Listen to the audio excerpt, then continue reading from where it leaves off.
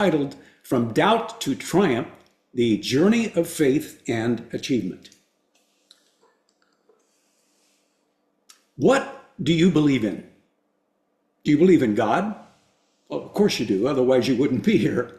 But do you also believe in yourself, in your abilities to overcome trials and troubles and deal with anything that comes your way? Accepting challenges means we have to also have faith in ourselves as well as God. In the world, the motivational gurus tell us if you can believe it, you can achieve it.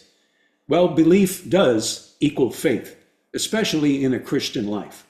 So what can you achieve? Think back over your life at the days that have passed and the years that have passed. What challenges in your past have you overcome? At the time you faced those challenges, what did you think? Did you know for a fact you were going to overcome, or were you afraid? Did you wallow in doubt and fear that I cannot do what's required of me now? We're going to look at that in this message. The title of the message is From Doubt to Triumph, the Journey of Faith and Achievement. And the goal of this message is to demonstrate how faith, when paired with action and supported by community, our community of believers, the ones on screen with us right now, that can lead to overcoming the challenges and achieving spiritual as well as personal goals. This requires 4 steps: the power of faith, belief and action, overcoming doubt and fear, and the role of community in building the character required to be part of God's kingdom. So let's look at the first one, the power of faith. Faith actually transforms reality, because if we believe we can do something, we then have the faith to carry it out, because faith is the key to spiritual growth.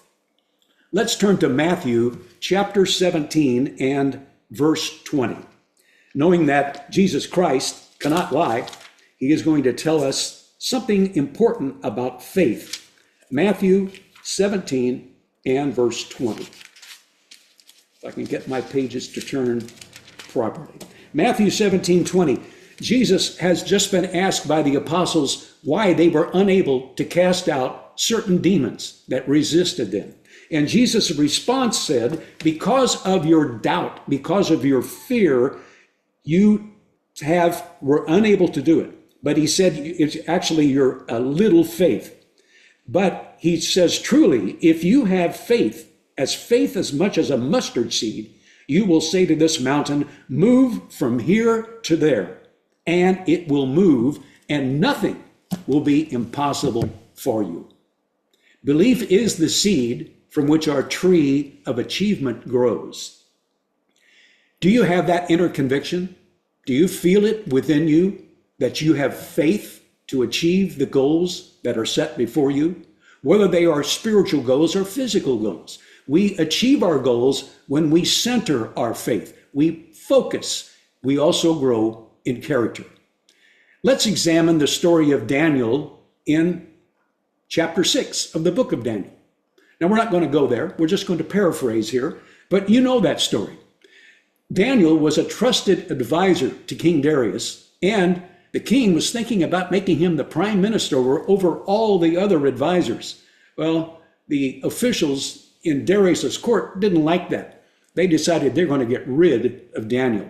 So they worked up a decree and kind of coerced the king to say that you cannot petition any god or man, only the king, for a period of 30 days.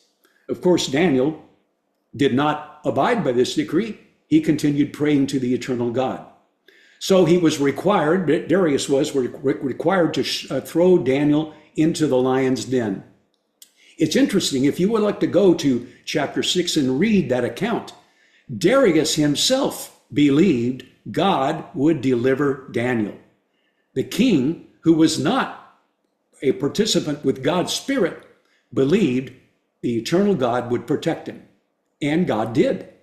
The question I have for you is, did Daniel know absolutely and completely he would be protected?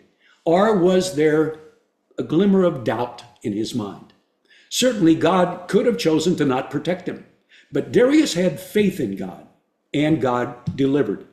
Of course, the rest of the story, the king was overjoyed that Darius survived, and the very people who tried to put Daniel away ended up in the lion's den along with their wives and children. Very ignominious end to the whole situation. But Daniel did have faith, and he allowed that faith to carry him through. Point number 2, with faith, with belief, what else is required? Action.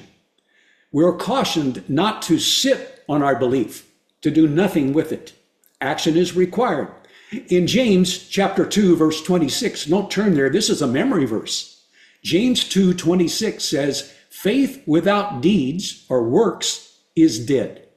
To truly believe, we must be inspired to act on our faith. We persist in the face of challenges. It so happens that there are several members who have been attending with us in the past that are faced with some very trying moments coming up in their lives. And we will be asking God's prayer for them later. But they must act on their faith, and we must also act with our prayers to support them in these times. So here's an example of persisting in the face of challenges. The story of David and Goliath. David's faith in God was unwavering.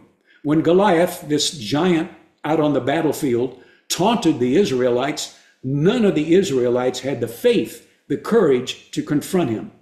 But Daniel, a young lad, said, this will not stand.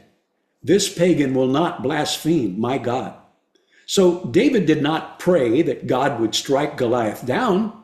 Instead, he said, I'm going to take action. I'm going to go out and do something about this, which astounded King Saul. He thought, what can a mere lad do against Goliath? So my question to you is, would you and I have the faith to stand against a Goliath?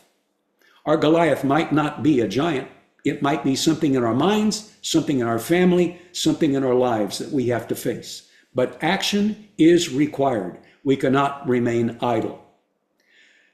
When we choose to take action, we have reached point number 3, overcoming doubt and fear. Doubt and fear are kind of natural companions. They go together like peanut butter and jelly, or you name it, whatever else goes together. But we cannot let fear rule us. We must put fear aside. Turn with me to 2 Timothy chapter 1. 2 Timothy chapter 1, and we're going to look at verse 17. 2 Timothy chapter 1 and verse 17. And it says, I've got the wrong, 2 Timothy chapter 1, verse 17. That's right, I've got the right verse. But unfortunately, this is not the right, the verse I'm looking for, which I have made an error, is, for God gave us a spirit, not of fear, but of power and love and self-control. So the spirit is not of fear, but of power, love, and self-control.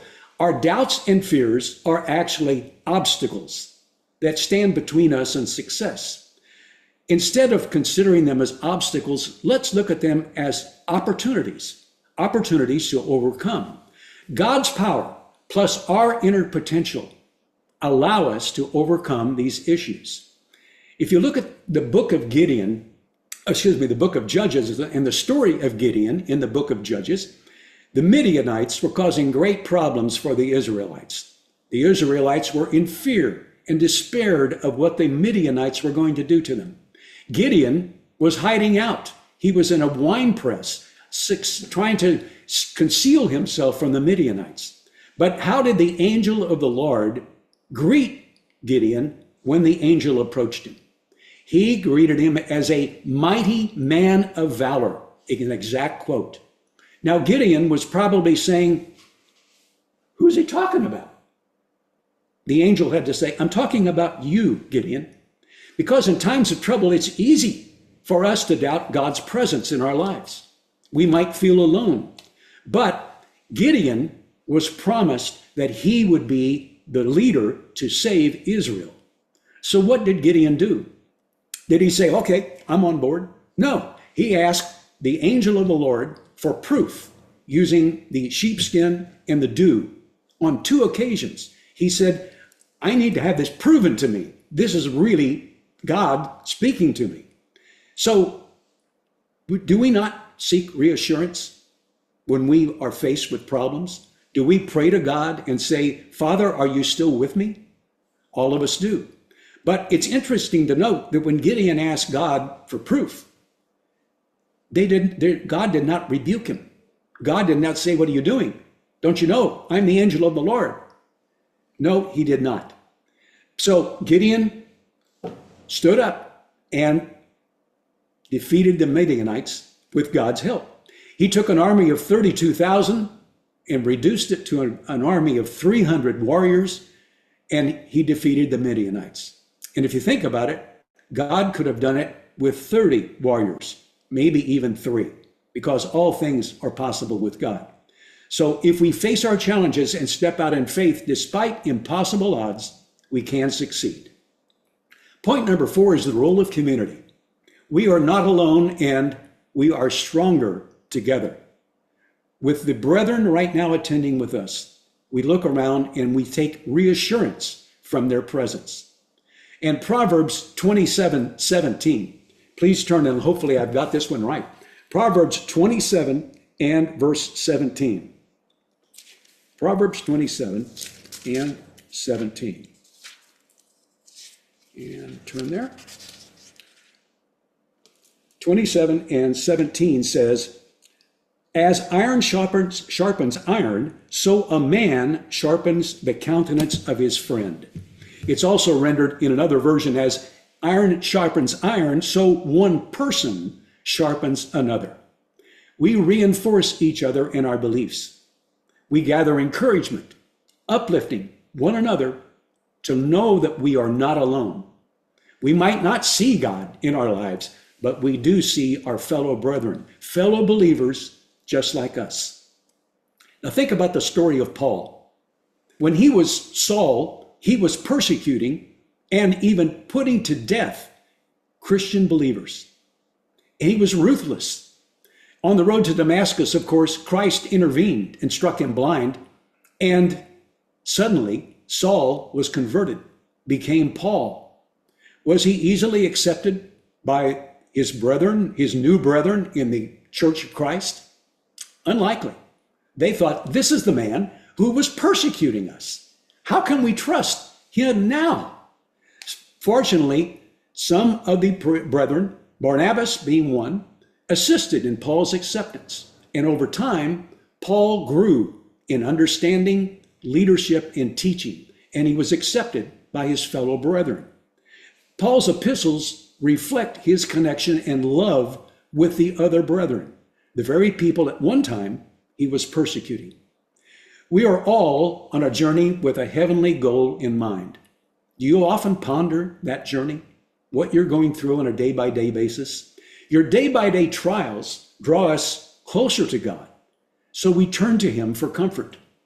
Philippians chapter 4, verse 6 and 7, and do not turn there, we're just going to read it. Philippians 4, 6 through 7 says, do not be anxious about anything, but in every situation, by prayer and petition, with our thanksgiving, we present our requests to God.